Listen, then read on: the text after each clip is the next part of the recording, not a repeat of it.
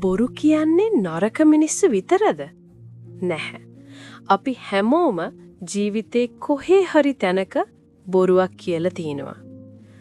අද මේ වීඩියෝ එකෙන් මිනිස්සු බොරු කියන්නේ ඇයි කියලා සරලව කතා කරමු. අංක 1. බය නිසා.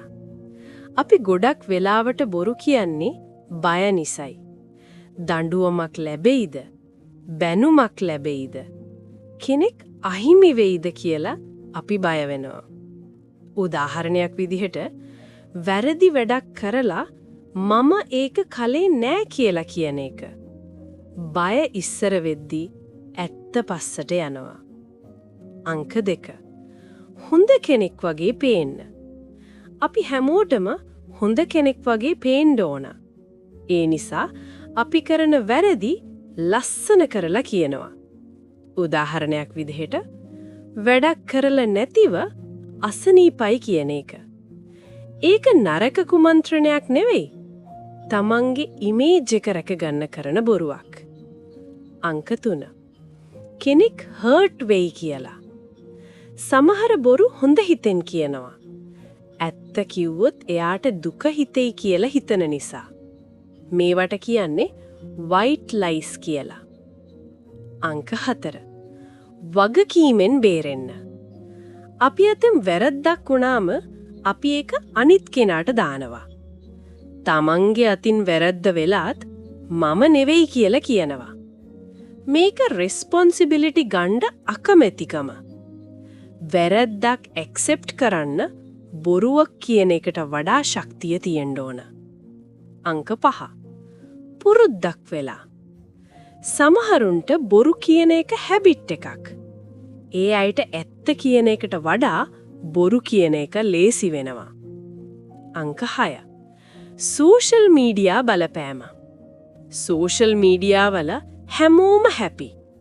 ඒ නිසා අපිත් මං හොඳින් කියලා පෙන්නනවා. ඇත්තට අපි බ්‍රෝකන් වෙලාත් ඔන්ලයින් එකේ පර්ෆෙක්ට්. මේකත් එක්තරා විදිහේ බොරුවක්. අංක 7. රිලේෂන්ෂිප් වල බොරු.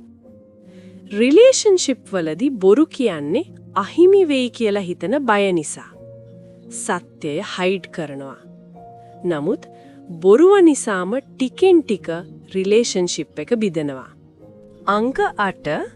බොරු කියනකොට මොලේට වෙන දේ. බොරු කියනකොට මොලේට එක්ස්ට්‍රා වැඩ කරන්න වෙනවා.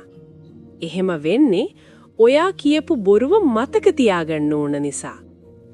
බොරු කියලා මොලේ මහම්සි කරනවට වඩා ඇත්ත කියන එක සිම්පල්. අංක 9. බොරුවට වඩා ඇත්ත. ඇත්ත කියන එක වේදනාකාරී වෙන්න පුළුවන්.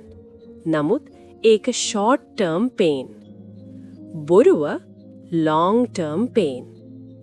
trust නැති වුණාම relationship, respect, peace ඔක්කොම නැති වෙනවා. මිනිස්සු බොරු කියන්නේ නරක නිසා නෙවෙයි. බය නිසා, ඉවසංග බැරි නිසා, සත්‍යයට මුහුණ දෙන්න ශක්තිය නැති නිසා. ඇත්ත කියන එක always easy නැහැ. නමුත් always right.